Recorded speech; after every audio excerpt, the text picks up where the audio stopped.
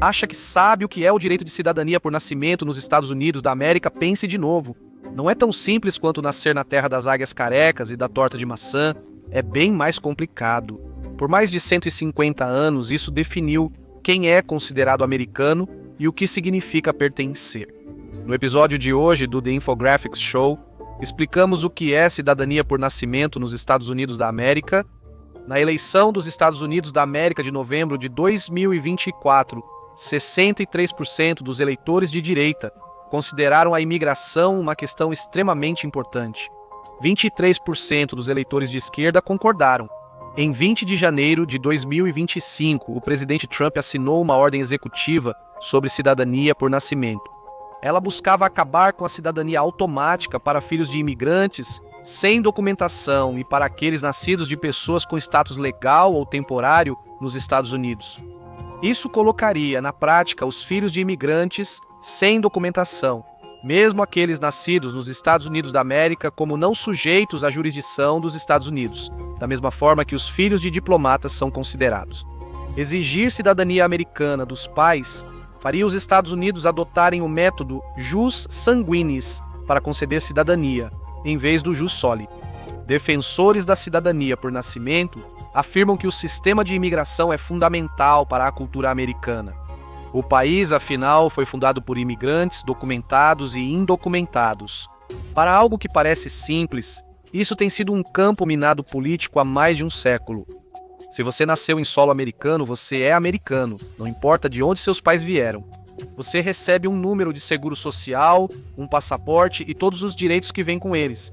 Mas é assim que funciona em todo lugar? Em alguns países sim, em outros não. É a diferença entre sistemas baseados em jus soli e jus sanguinis. O primeiro significa que, se você nasce no solo do país, você obtém a cidadania. O segundo significa que ela é transmitida pelo sangue. Se seus pais ou avós forem cidadãos, você também pode ser. Para todos os outros, o processo fica muito mais complicado. Estados Unidos, Canadá e grande parte da América do Sul adotam o jus soli, termo em latim para cidadania por nascimento. Então, por que os Estados Unidos adotaram esse sistema? Tudo começou com a 14ª Emenda. Após a Guerra Civil, os Estados Unidos da América enfrentaram um novo problema. Milhões de libertos continuavam sem cidadania, pois estados do Sul rapidamente barravam seu status legal. Antes, o caso Dred Scott v. Sanford, de 1857, da Suprema Corte, agravou a situação. Ele afirmou que pessoas escravizadas não eram cidadãs e que o Congresso não podia proibir a escravidão nos territórios dos Estados Unidos da América. Dred Scott entrou com um processo por liberdade em 1846 após viver em Wisconsin, território livre. O argumento dele era: se a escravidão é ilegal onde você vive, você deveria ser livre. Tribunais já decidiram assim antes, mas este caso ocorreu no auge da tensão sobre a escravidão no país. Scott perdeu nos tribunais do Missouri e recorreu à Suprema Corte. Em 6 de março de 1857, o chefe de justiça Roger Taney anunciou a decisão. Negros, livres ou escravizados não podiam ser cidadãos dos Estados Unidos da América e o governo não tinha obrigação de protegê-los. A decisão aproximou ainda mais o país da guerra. Apesar da vitória da União acabar com a escravidão, não tornava oficialmente libertos os americanos. Para evitar um limbo legal para milhões, o Congresso aprovou a 14ª Emenda, aprovada pelo Congresso em 13 de junho de 1866 e ratificada em 9 de julho de 1868. A emenda diz o seguinte: todas as pessoas nascidas ou naturalizadas nos Estados Unidos e sujeitas à sua jurisdição são cidadãs dos Estados Unidos e do estado em que residem. Nenhum estado fará ou aplicará lei que restrinja privilégios ou imunidades dos cidadãos dos Estados Unidos.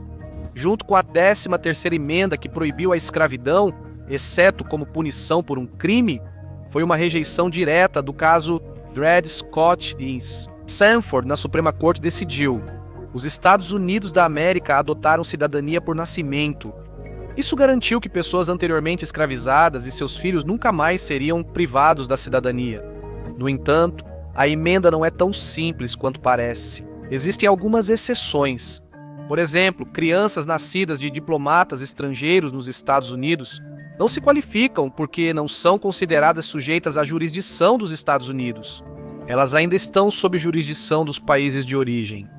Da mesma forma, crianças nascidas de soldados de uma força invasora não recebem cidadania. Mas os Estados Unidos da América não enfrentaram isso por um tempo, tentando manter esse histórico. O caso da Suprema Corte de 1898, Estados Unidos versus Wong Kim Ark, consolidou ainda mais a cidadania por nascimento. Ele nasceu de pais chineses em São Francisco e depois viveu nos Estados Unidos a vida toda. Em 1895, aos 21 anos, ele visitou a China. Quando ele voltou, os agentes de fronteira negaram sua entrada, alegando que ele não era cidadão dos Estados Unidos da América. A Suprema Corte discordou e decidiu por 6-2 a favor de Wong Kim Ark.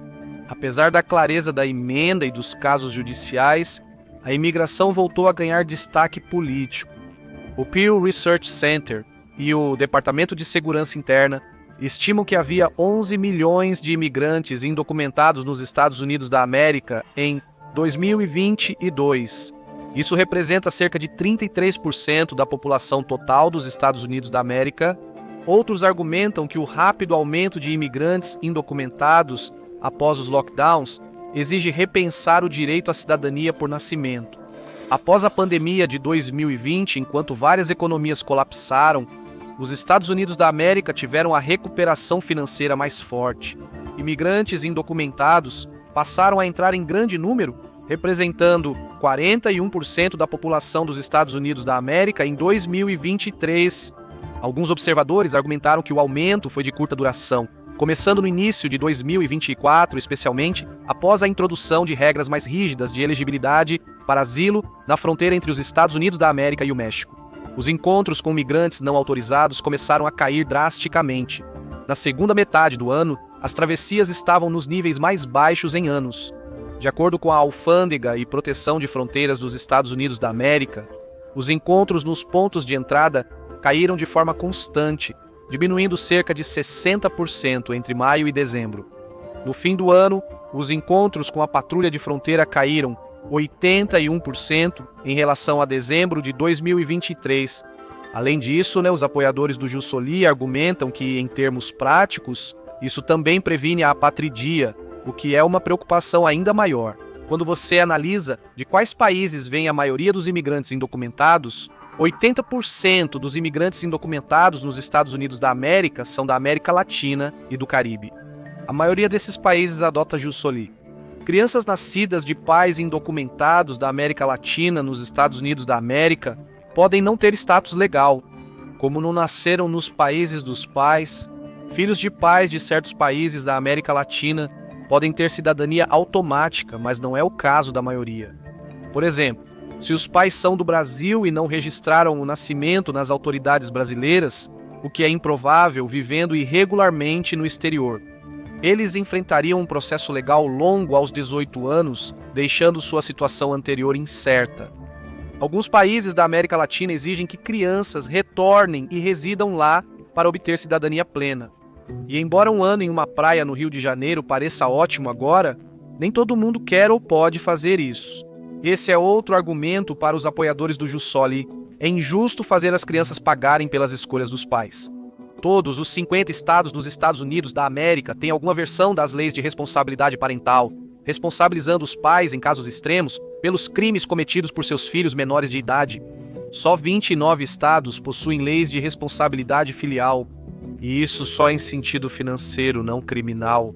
Essas leis só determinam que filhos podem ser responsabilizados por contas médicas dos pais caso eles não possam pagar. Se os filhos não puderem pagar, isso geralmente não é problema. O sistema jurídico nos Estados Unidos é claramente contra responsabilizar os filhos pelas ações dos pais. Sem contar que, como argumentam os defensores, estar nos Estados Unidos sem documentação legal é um crime menor, na verdade, uma infração civil. A primeira entrada ilegal nos Estados Unidos da América pode resultar em multa até 6 meses de prisão ou ambos. Essas punições são parecidas com as regras para furtos em lojas e posse de drogas para uso pessoal pela primeira vez. Reentrar após deportação ou recusa é crime grave com pena máxima de 2 anos de prisão. Ainda é visto como leve frente a outros crimes, mas reverter o direito à cidadania por nascimento levaria a um aumento no número de crianças sendo deportadas por violações cometidas por seus pais, basicamente sendo punidas pelos crimes de seus pais. Com o aumento das deportações em 2025, casos como este já começaram a aparecer. A jornalista da PBS, Laura Barron Lopes, informou que 2 irmãos americanos, de 4 e 7 anos, foram deportados com a mãe imigrante sem documentos. A mãe deles veio para cá ainda menor e desacompanhada. Ela comparecia a entrevistas para manter a residência nos Estados Unidos da América, mas não sabia da ordem de deportação emitida após perder uma audiência ao chegar ao país. A criança de 4 anos está com câncer em estágio avançado. Ele não tinha nenhum medicamento com ele quando foi levado. Defensores da cidadania por nascimento citam remoções assim e afirmam que haveria muitas outras se a 14ª emenda fosse revogada ou reinterpretada. De qualquer forma, alguns políticos e cidadãos discordam que a cidadania americana deva ser concedida no nascimento a crianças cujos pais violaram a lei para entrar no país. Primeiro, o que dizer sobre o turismo de nascimento? Um argumento lógico é que, se os Estados Unidos da América concedem cidadania a qualquer um nascido em seu território, pais podem vir ter filhos aqui e a criança ganha cidadania americana para sempre, devido às férias de 2 semanas dos pais em Miami. É difícil determinar números exatos do turismo de nascimento devido às motivações políticas das instituições que os divulgam. Em janeiro de 2020, o Centro de Estudos de Imigração, estimou que o turismo de nascimento gerou 33 mil nascimentos anuais de mulheres com visto de turista nos Estados Unidos da América. Isso fez com que seus filhos fossem cidadãos americanos desde o nascimento. Eles foram criticados pelo método de contagem e reduziram o número para 20 mil a 26 mil nascimentos de mães com visto de turista. O Centro Niskanen contestou os dados ao comparar os números dos Centros de Controle e Prevenção de Doenças com os do Centro de Estudos de Imigração. Artigos sobre imigração usam muitas abreviações e revelaram que o Centro de Estudos de Imigração contou filhos de residentes legais de longa data, não cidadãos, como nascimentos de turistas. Eles incluíram mães nascidas em territórios dos Estados Unidos da América, como Porto Rico, nos dados de nascidos no exterior. A contagem de Niskanen colocou o número de bebês do turismo de nascimento entre 1.000 e 11.000. Como uma organização apoia leis de imigração mais rígidas e outra defende políticas pró-imigração, vamos considerar um número intermediário. Em 2024, nasceram mais de 36 milhões de bebês nos Estados Unidos da América. Isso indica que entre 0,03% e 1,1% das crianças nascem devido ao turismo de nascimento. Independentemente dos números, isso ainda acontece. E 21 anos depois, com o sistema jurídico dos Estados Unidos da América, isso significa que seus pais podem imigrar com eles para os Estados Unidos. Na verdade, surgiram negócios inteiros para ajudar algumas pessoas a darem à luz, incluindo a empresa Miami Mama, que de alguma forma não é um bartique nem um serviço de acompanhantes. Para quem prefere mulheres mais velhas, ela recebeu dinheiro de centenas de russas grávidas para terem filhos nos Estados Unidos da América. O serviço deles custa de 20 mil a 50 mil dólares por nascimento e inclui viagem, documentos e hospedagem em hospitais na Flórida. Rússia, China e Nigéria são os países cujos cidadãos mais praticam turismo de nascimento. Turistas de nascimento costumam ser mais ricos. Ficar muito tempo nos Estados Unidos e pagar atendimento médico é dos maiores custos. O parto nos Estados Unidos da América custa em média 18.900 dólares. Sem seguro, custa de 30 mil dólares americanos a 50 mil dólares americanos, dependendo da necessidade de cesariana. Isso já deveria afastar a maioria das possíveis mães interessadas em turismo de parto. Isso nos leva ao próximo ponto levantado pelos opositores da cidadania por direito de nascimento. É difícil para os hospitais rastrearem o pagamento dos pais que depois deixam o país. Isso depende do número de turistas de parto. Isso deixa os hospitais dos Estados Unidos da América com dívidas que variam de aproximadamente 40 milhões de dólares no mínimo, até 132 bilhões de dólares no máximo. E isso, claro, considerando que nenhum turista de parto pague e o peso financeiro das crianças de imigrantes indocumentados, o Centro de Estudos de Imigração, revelou que, em 2014, cerca de 5,7 milhões de crianças nascidas nos Estados Unidos da América viviam com ao menos um familiar indocumentado, geralmente um dos pais. Imigrantes indocumentados não têm acesso à maioria dos benefícios federais e estaduais. salvo em casos de vida ou morte. Por exemplo, Medicaid de emergência e prontos socorros. Mas os filhos deles nascidos nos Estados Unidos podem receber todos os benefícios para os quais são elegíveis, além de outros serviços financiados pelos contribuintes, como a educação em escolas públicas. É difícil obter números exatos, mas uma estimativa do Escritório de Orçamento do Congresso ajuda. Entre 2017 e 2023, foram gastos cerca de 27 bilhões de dólares em serviços de emergência do Medicaid para não cidadãos. São cerca de 45 bilhões de dólares anuais. Epic for America identificou que 15 milhões de não cidadãos receberam 42 bilhões de dólares em vale alimentação. Provavelmente, eles estavam solicitando para seus filhos através do programa Supplemental Nutrition Assistance Program, já que eles mesmos não são elegíveis. Filhos de imigrantes indocumentados, até os nascidos nos Estados Unidos da América, têm maior risco de insegurança alimentar, principalmente pelos baixos salários dos pais e a pobreza familiar. Alguns destacam que até crianças cidadãs dos Estados Unidos da América, filhas de imigrantes indocumentados, têm menos benefícios do Supplemental Nutrition Assistance Program que outras, e têm menos probabilidade de recebê-los em primeiro lugar.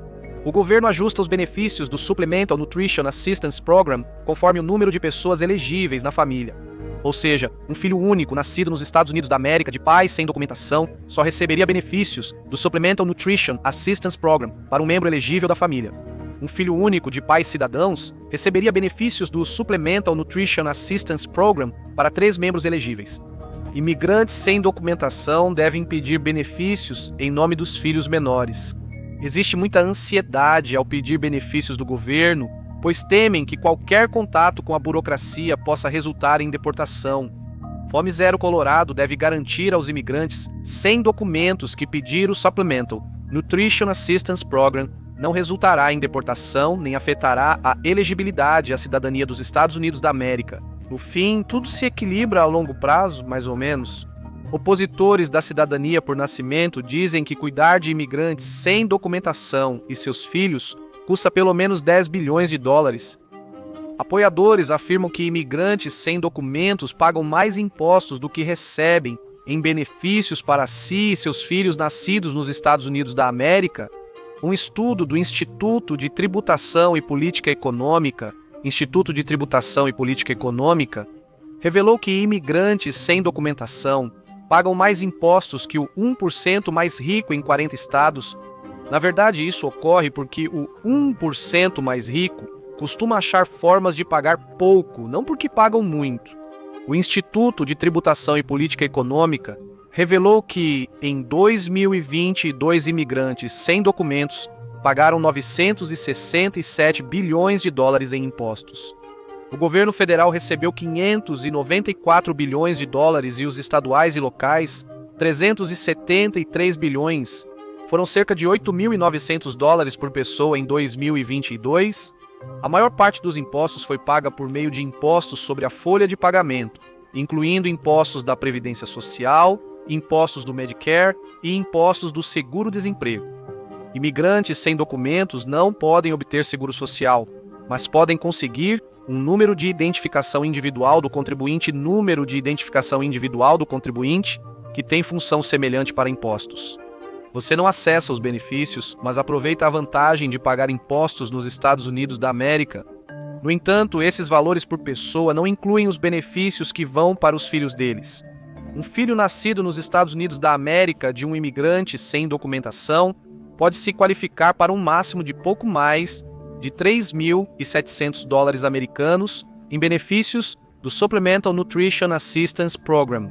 Somando os custos de educação dos governos federal, estadual, local e das escolas, o total médio anual chega a cerca de 15.900 dólares americanos. Apenas 49% dos imigrantes sem documentação têm filhos menores em casa. Nem todos pedem benefícios do Supplemental Nutrition Assistance Program pelos motivos já citados. Apesar dos números incertos, a carga tributária dos imigrantes sem documentos e os gastos com seus filhos nascidos nos Estados Unidos da América parecem se equilibrar. Também existe a questão de que acabar com o direito à cidadania por nascimento, na verdade, pioraria o outro problema que a maioria dos opositores ao JUICE tem, ou seja, aumentaria automaticamente o número de imigrantes sem documentação nos Estados Unidos da América. Se o direito à cidadania por nascimento acabasse este ano, a população não autorizada nos Estados Unidos da América cresceria em 27 milhões até 2045 e 54 milhões até 2075. Cerca de 255 mil bebês seriam afetados anualmente. Nascidos nos Estados Unidos da América sem cidadania e com a possibilidade de não conseguirem adquirir nenhuma cidadania, ou pelo menos não por um tempo. Alguns dizem que deportar todos os pais sem documentação resolveria o problema. Isso demandaria muitos recursos financeiros e perda de impostos dos trabalhadores sem documentação. Custa cerca de 20 bilhões de dólares para cada 1 milhão de pessoas apenas para apreender e deportar. Isso soma 220 bilhões de dólares para todos os imigrantes sem documentação atualmente existentes. Defensores da cidadania por nascimento afirmam que legalizar quem nasceu nos Estados Unidos da América traria benefício financeiro geral. O mesmo relatório que constatou que imigrantes sem documentação pagam quase 100 bilhões de dólares em impostos também estimou que, com autorização legal de trabalho, eles contribuiriam com cerca de 402 bilhões de dólares a mais por ano. Essa receita extra de impostos também se aplicará aos filhos nascidos nos Estados Unidos da América quando eles atingirem a idade de trabalhar. E essas próprias crianças podem acabar impulsionando a economia. Estudos mostram que imigrantes, tanto documentados quanto não documentados e seus filhos, têm maior probabilidade de serem empreendedores. Enquanto apenas 14,3% da população dos Estados Unidos da América em geral são imigrantes, cerca de 23,6% dos empreendedores são imigrantes. Quando se trata de imigrantes não documentados, apenas 10% da população em idade ativa sem documentação era composta por empreendedores. Eles criaram empregos nos Estados Unidos da América e geraram Estados Unidos da América dólares 172 bilhões em renda empresarial em 2014. Apesar de grandes obstáculos em financiamento e licenciamento, por serem indocumentados, seus filhos também tinham mais chances de empreender. Após todas as políticas e números, o que os americanos realmente pensam?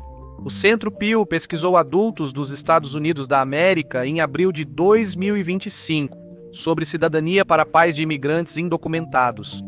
O resultado ficou quase empatado. 50% dos adultos nos Estados Unidos da América acham que eles deveriam ter cidadania americana e 49% discordam. Isso não é novidade. Os resultados seguem quase iguais desde pesquisa semelhante em abril de 2024. Porém, ao serem questionadas sobre cidadania por nascimento, as opiniões mudam um pouco. Pesquisa da Ipsos em maio de 2025 mostrou que 53% dos americanos se opõem ao fim da cidadania por nascimento. É quase igual aos que se opuseram 3 meses antes, 54%. Aproximadamente 28% apoiam acabar com a cidadania por nascimento e 17% estão indecisos. Curiosamente, quando a fiscalização da imigração aumentou, o apoio republicano ao fim do direito à cidadania por nascimento diminuiu, mesmo sendo um tema antes prioritário para o grupo.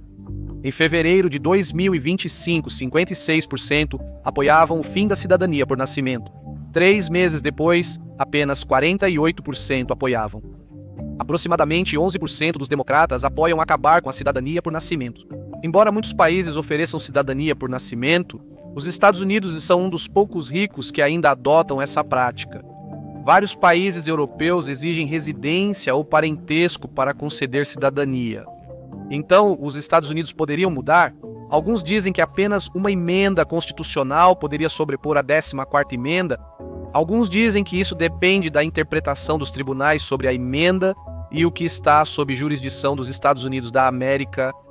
O futuro do direito à cidadania por nascimento está entre a lei, a política e a identidade. Levantando a questão, nascer na América sempre te torna americano? O direito à cidadania por nascimento revela o que é ser americano, mas como eles enxergam o mundo. Assista a O que os americanos realmente pensam de outros países para descobrir ou clique neste vídeo em vez disso.